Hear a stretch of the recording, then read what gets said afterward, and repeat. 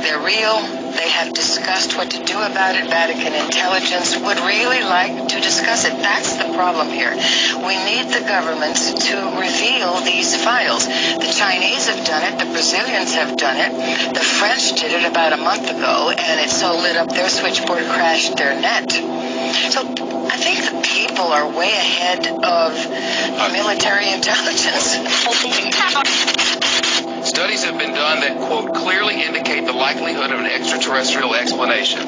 But there are people sitting out there, I'm hoping there are millions of people watching at the moment, who are saying, this is nutty. Why do we even talk about such a thing?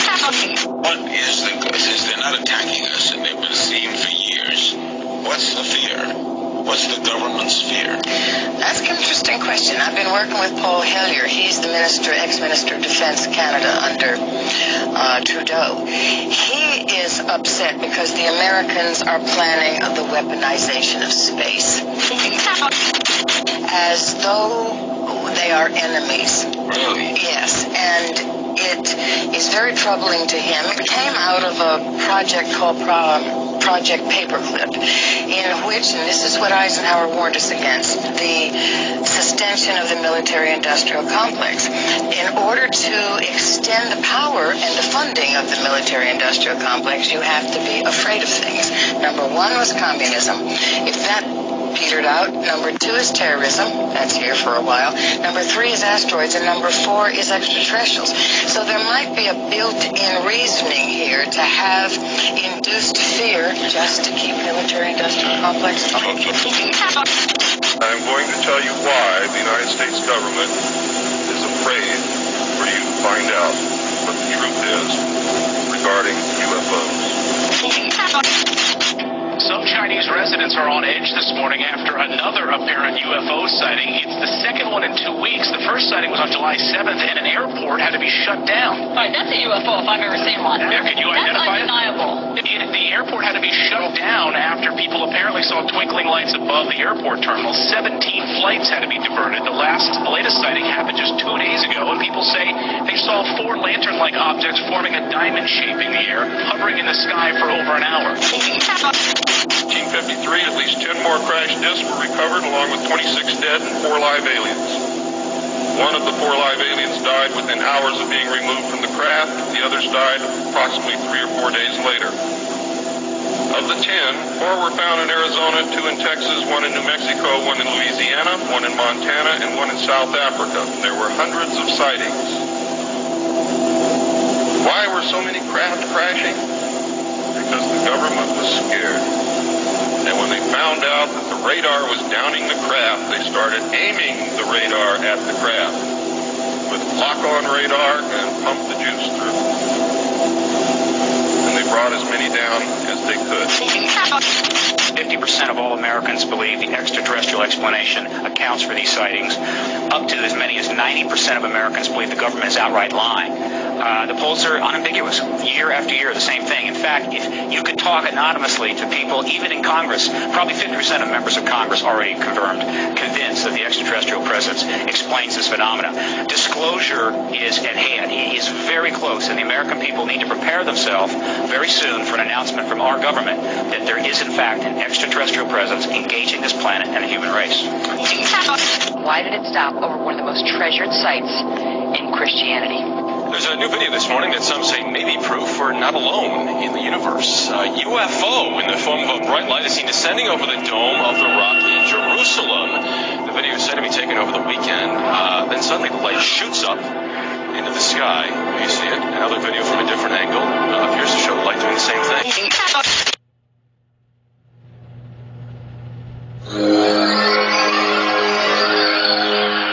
The universe. A vast organism of consciousness filled with trillions of galaxies and intelligent life beyond. It is a far-extending mysterious entity which begs to intrigue our curiosity. Are we to believe that it is just us in the universe? Or are there other planets in our galaxy and galaxies beyond that could sustain life for other races to evolve?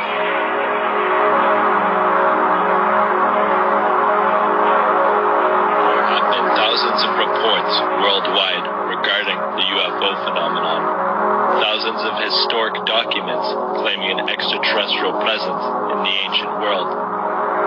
Myths and legends of beings coming from the skies or beings living underground. And still, our society continues on ambiguous to these reports, and it is still not fully accepted within our society that we are not alone. Could there be an agenda to suppress this fact with cover-up after cover-up? Is the reality of the phenomenon more than the public can handle? Is it stranger than we can even imagine? Why the ongoing suppression of truth from our governments? It is time to delve further into this phenomenon and time to remove the lid and unmask this extraterrestrial presence.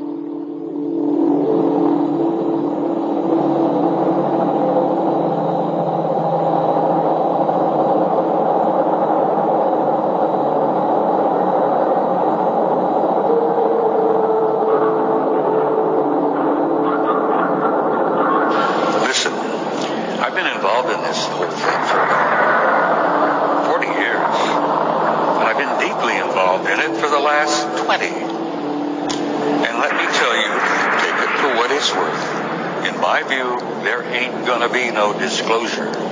Not like they expect. They expect the government to someday have a news conference and stand up and say, hey, we got a little surprise for you. Guess what? We've been keeping it from you. We're sorry about that, but it was for your own good, you know.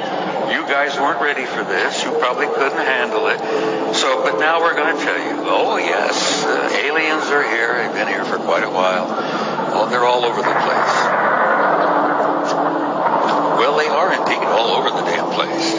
But you're not going to get a government disclosure because that's not how government works. First of all, they're a bunch of nitwits in some cases. They're not capable of giving you a disclosure and doing it in a sensible, thoughtful, caring way.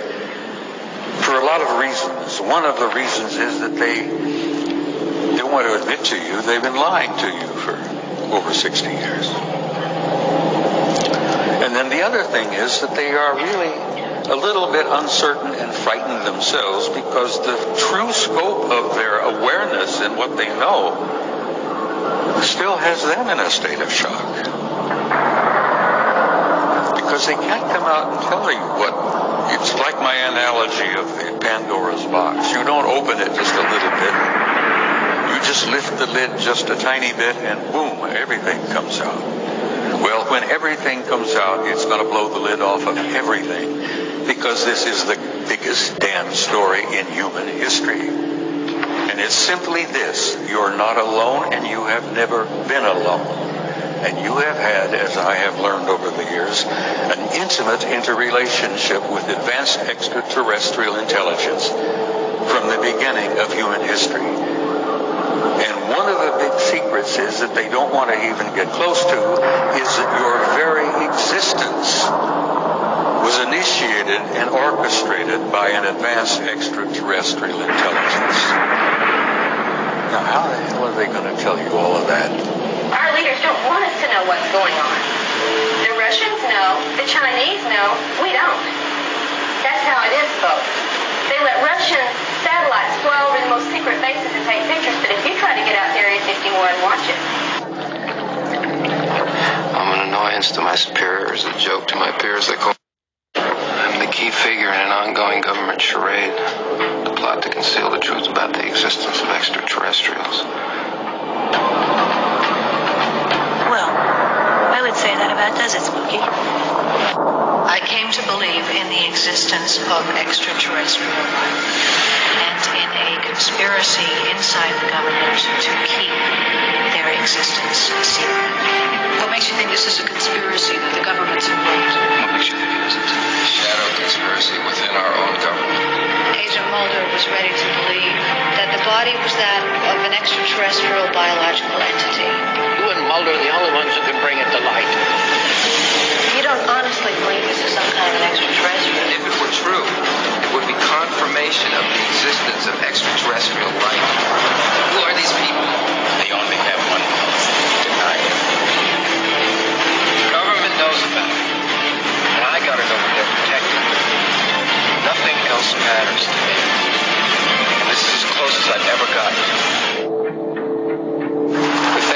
anticipate the unforeseen or expect the unexpected in a universe of infinite possibilities, we may find ourselves at the mercy of anyone or anything that cannot be programmed, categorized, or easily referenced.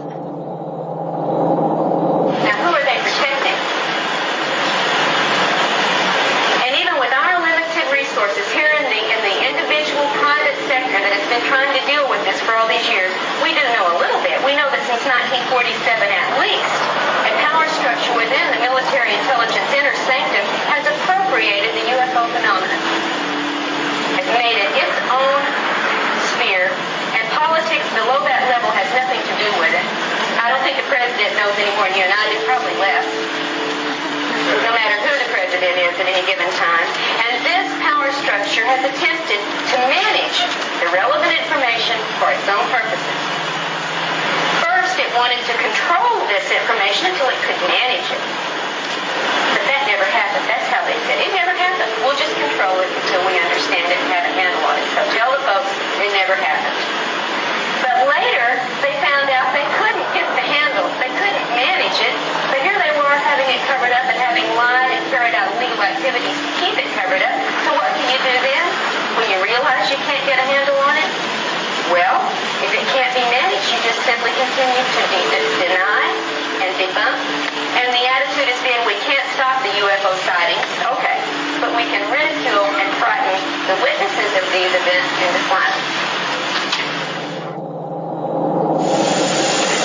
The official space program was boosted by President Kennedy in his inaugural address when he mandated that the United States put a man on the moon before the end of the decade. Although innocent in its conception, this mandate enabled those in charge to funnel vast amounts of money into black projects and conceal the real space program from the American people. A similar program in the Soviet Union served the same purpose. In fact, a joint alien United States and Soviet Union base already existed on the moon at the very moment Kennedy spoke the words. On May 22nd, 1962, a space probe landed on Mars and confirmed the existence of an environment which could support life. Not long afterward, the construction of a colony on the planet Mars began in earnest. Today, there is a colony which exists on the planet Mars. It is a United States-Russian alien facility. Now, you might ask, what have our authorities and officials in government been doing about this? Well, to begin answering that question, I want you to remember that I want you to realize something. There has been a revolution that's taken place in our government. And here in the Cradle of Liberty, I feel like we need to call for another one. And I hope by the time we're through here, there will be a revolution of some sort in our action and in our lives and in our thinking about this. But there has been a revolution within our government. So that today, a very great part of the power structure that really deals with our situation globally is unknown to you and me. It's not people we vote for. It's not people we recognize on the street. But it's where the power structure stops at the top. And you'll never see it, and I'll never see it. And I'll say this openly. You could elect my dog president, it wouldn't change that power structure. And we don't know it. We're the ones they're hiding it from. You know what they call us up there among the intelligence community's top levels? We're the sheeple. And that's their term for us. We are the sheeple. Now, this revolution in government activities, we may never know the true extent of these activities because the public is not being told. In fact, most of the evidence that keeps things, most of the effort to keep things covert is not aimed at our so-called political enemies. It's aimed at us, the sheeple. Nowadays, it seems, and I'm going to talk about specific examples of this, that power structure within that high level of military intelligence government activity has decided that they can only gather information, they can't control it. And where do you get the best information about what the aliens are doing? Where do you get it? You get it from satellites? You get it from phone surveillance? You get it from abductees. The first-hand account from the people who are facing it one-on-one, and now we have evidence, and I mean really hard evidence, that this power structure's agents are not only doing surveillance on abductees, they are also abducting abductees, interrogating abductees, using drugs and other mind control techniques upon abductees, trying to ask these questions. What do you know about the alien agenda? What are they doing with your family? What have they told you you will be doing? What have they done to put implants in you? What procedures are they carrying out on you? They are asking us questions in a desperate attempt to get the information from us.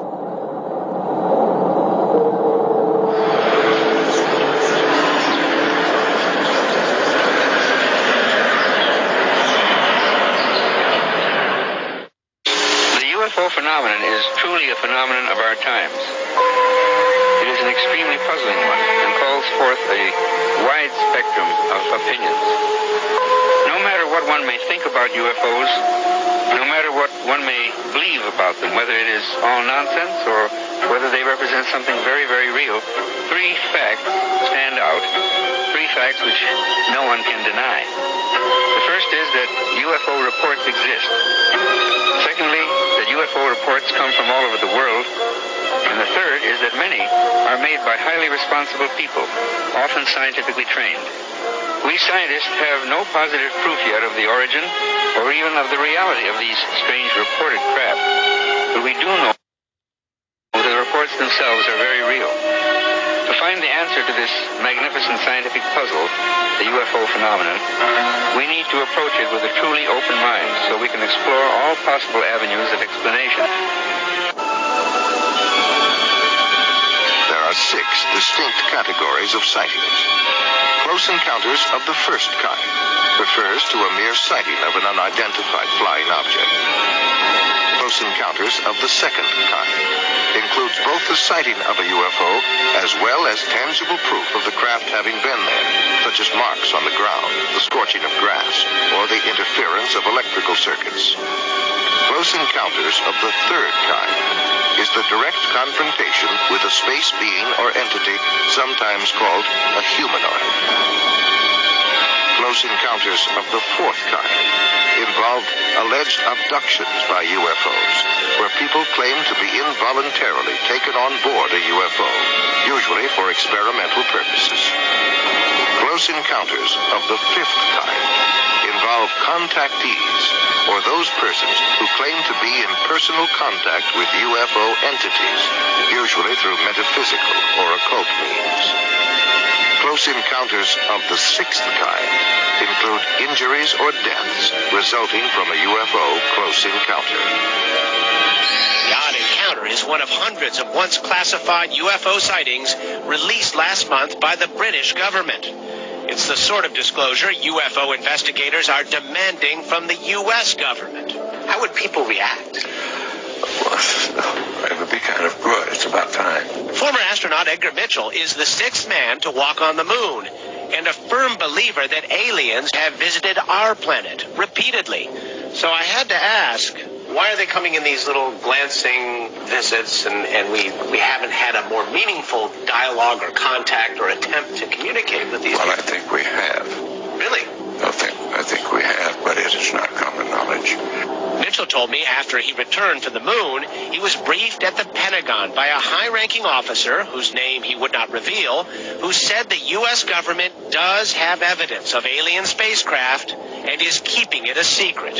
Well, I think the real reason it's still a secret is power and control. Controlling whatever technology exists. I thought it was Akkadian, but it's not. It's Sumerian. I'm sure of it. This is widely considered by my peers to be the holy grail of dead languages. But we haven't deciphered the entire lexicon.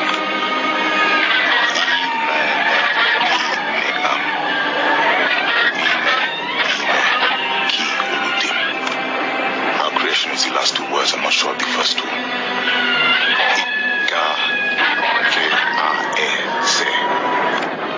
Examine is the first word.